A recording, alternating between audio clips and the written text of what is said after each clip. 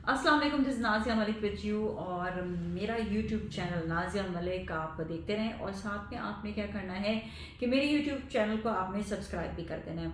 अच्छा, यहाँ पर मैं हमेशा आपको मेकअप्स के हवाले से बहुत सारी टिप्स देती हूँ। मेकअप के ट्रेंडिंग मेकअप, नया मेकअप, किस टाइप का मेकअप कर सकते हैं, मेकअप की टेक्निक्स बता रही होती हूँ। बीइंग एन एजुकेटर मेरी बहुत बड़ी रिस्पॉन्सिबिलिटी कि आपको मैं साथ साथ हाइजीन के हवाले से भी बताऊँ।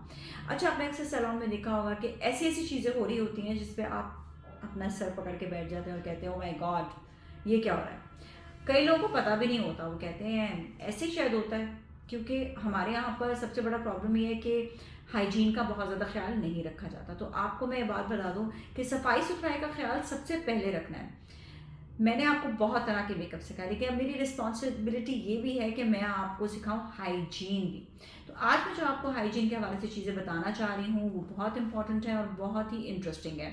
वो इसलिए कि हमने अक्सर, ये बहुत कॉमन चीज़ें हैं, कॉमन चीज़ें हो रही होती हैं और प्रॉब्लम ये होता है कि लोगों को लगता ही नहीं है कि ये कोई मसला है, लेकिन बहुत बड़ा मसला है। सबसे बड़ा मसला आपको बताती हूँ मैं, वो ये है कि आप जो कोम यूज़ कर रहे होते हैं।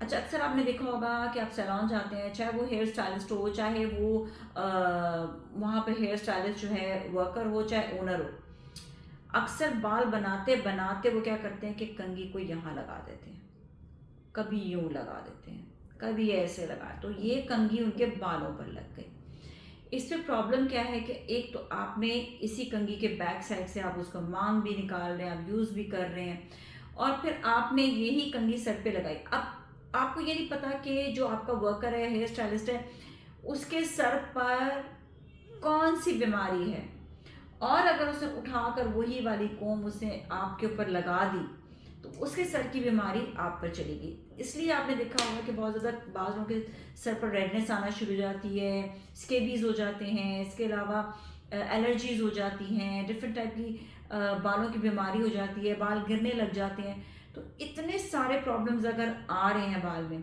तो आप ये देखिए कि कहीं आप पर कोई ऐसी कंघी तो इस्तेमाल नहीं हुई जो एक शख्स से दूसरे शख्स पे यूज़ हो रही हो। दूसरा ये कि एक आता है अल्कोहल स्पिरिट आता है, आपने अक्सर जो है यूज़ कर सकते हैं उसको भी। उसको आपने साफ़ किया और उसको फिर पानी से आपने साफ़ किया और उसके बाद फिर आपने कोम यूज़ की। इसके अलावा ये भी है कि आपने अगर जिस तरह एक क्लाइंट से दूसरे क्लाइंट पे आप फ़ौरन से इसको जो है नहीं आप साफ़ करें, तो सैनिटाइज़ करना होता है इसको। अगर सैनिटाइज़ नहीं भी करें तो फिर आप जो हेयर स्प्रे है, हेयर स्प्रे लगा लें, क्योंकि हेयर स्प्रे में भी अल्कोहल होता है, तो उससे काफ़ी हद तक जो है जरासीम वो मर जाते हैं। अच्छा, एक तो ये वाली टेक्निक। दूसरी टेक्निक आपको ये बताती हूँ कि जो प्रॉब्लम आ रही होती है, ये पिन, ये बहुत बड़ा मसला है। ये पिन एक बीमारी से दूसरी बीमारी तक पहुँचने का ये ज़रिया है। वो इस तरह थे कि अगर आपने यही वाली पिन किसी क्लाइंट को लगाई है और वही वाली पिन आपने उतार कर दोबारा से किसी और क्लाइंट पर लगा दी, अब एक क्लाइंट के सर पर जो है कोई प्रॉब्लम या परेशानी या गंदगी है और बीमारी है, और वही पिन आपने दूसरे जब क्लाइंट को लगाई तो ये बीमारी एक से ट्रांसफ़र होकर दूसरे पर लग जाएगी। यही घर वाले भी ना करें। आपकी जो पिन है वो आपकी रहनी चाहिए और अपनी पिन आपने किसी और को इस्तेमाल भी नहीं करने देनी है। दूसरा ये कि पिन खोलने का तरीका ये है, आप देख रहे हैं ना, आ रहा है ना नज़र, ये है पिन, ये है पिन खोलने का तरीका, गौर से देख लें, यूँ खुलेगी, ठीक है। पर हमारे यहाँ पे पाकिस्तान में बहुत बड़ा रिवाज है पिन औंज खोलना, ऐसे खोलना। This is so unhealthy, Allah my God. पता नहीं लोग ये क्यों करते हैं, उनको समझ नहीं आती है क्या। इस तरह पिन खोलने से सारे जरासीम, एक तो जो पिन ऐसे खोल रहा है, मतलब मैंने भी खोला, इतना अनहाइजेनिक होता है ये कि पता नहीं ये पिन कहाँ रखी हुई थी, आपके मुंह तक गई। आपके मुंह में जो जरासीम है, थूक है, गंदगी है, वो आपने निकाल कर अपने क्लाइंट के सर पर डाल दिया। फिर वही बीमारियां शुरू हो गई, स्केबीज हो गया, रैशेज हो गए, हर तरह की बीमारियां आ गई। ये इतना बड़ा एक नुकसान है लोगों के लिए और आपके क्लाइंट्स के लिए। तो आप जब खोलें पिन तो ऐसे खोलें, फॉर हेवन सेक, मुंह से नहीं खोलें, क्योंकि बहुत गंदा, आपके गंदा मुंह का थूक जो है वो आप किसी और के सर पर डाल रहे हैं। ये कैसे मुमकिन हो सकता है कि इतनी गंदगी में आप काम कर रहे हैं, आपको खुद अकल नहीं होती है। मैंने एक बहुत बड़े सैलून में चीज़ देखी, I was quite, my God, ये क्या हो रहा है। तीसरी गंदगी अब आपको बताते हैं, वो गंदगी होती है कि देखिए ये है आपका बहुत ही प्यारा सा लिप ग्लॉस, ठीक है। अब इस लिप ग्लॉस को लोग क्या करते हैं कि अपने क्लाइंट्स के डायरेक्ट मुंह पे लगा देते हैं, यूँ करके यहाँ लगाया, इस क्लाइंट का जरासीम इसके अंदर गया, जरासीम यहाँ पर पलने लग गया, उसने वही निकाला, दूसरे क्लाइंट पे डाला, वो जरासीम उधर गया, वापस इधर चले गए। आपको कहेंगे इसका हल भी तो कोई होना चाहिए ना, ठीक है। एक तो एक मैंने बहुत बड़े बड़े सैलून्स में गलती देखी है लोगों की, और सीरियसली जब आप बीमार होते हैं तो फिर आप कहते हैं ओ माय गॉड, ये पता नहीं हमें यहाँ पर रैशेस कैसे हो गए, लिप्स पे दाने कैसे हो गए। ये इसलिए हो गए कि आपने एक ग्लॉस एक जगह से दूसरी जगह यूज़ किया। हाँ, if it's your own gloss, आपका अपना है तो उसमें कोई हर्ज नहीं है, कोई बात नहीं कि आपने अपना ग्लॉस जो है इसको आप यूज़ कर रहे हैं, ठीक है, this is your own gloss. लेकिन अगर आप सही, एक तो ये हो गया लिप ग्लॉस हो गया, ये ग्लॉस टाइप की लिपस्टिक हो गई, या फिर आप कैसे यूज़ करेंगे। आप सोच रहे होंगे कि क्या कह रही है बातें, ये क्या बातें कर रही, हम इसे इस्तेमाल कैसे करेंगे। ओ भाइयों, बहुत ईजी तरीका है भाई और बहनों, ठीक है, क्योंकि अक्सर भाई जो मेकअप आर्टिस्ट हैं वो भी गंदी हरकत करते हैं। आपने यहाँ से एक ब्रश लिया है जो आपका अपना ब्रश है, और ये आपने ब्रश यहाँ से ले लिया ये, ठीक है। ये लेने के बाद हमेशा लिपस्टिक्स और इनको फ़ौरन बंद करना चाहिए वरना ड्राई हो जाती है, बिकॉज दे हैव सिलिकॉन्स। अच्छा, आपने इसको लगा दिया यहाँ पर, ठीक है, जिससे आपने लिपस्टिक लगा रहे, ये देखिए, it will give a better shape and better look, ये देखिएगा हमेशा। अच्छा, इसी तरह आप ग्लॉस को भी ये चीज़ करें। आपने ग्लॉस खोला, आपने लगाया इसके ऊपर अपने ब्रश पे, और फिर आपने इसको यूज़ किया।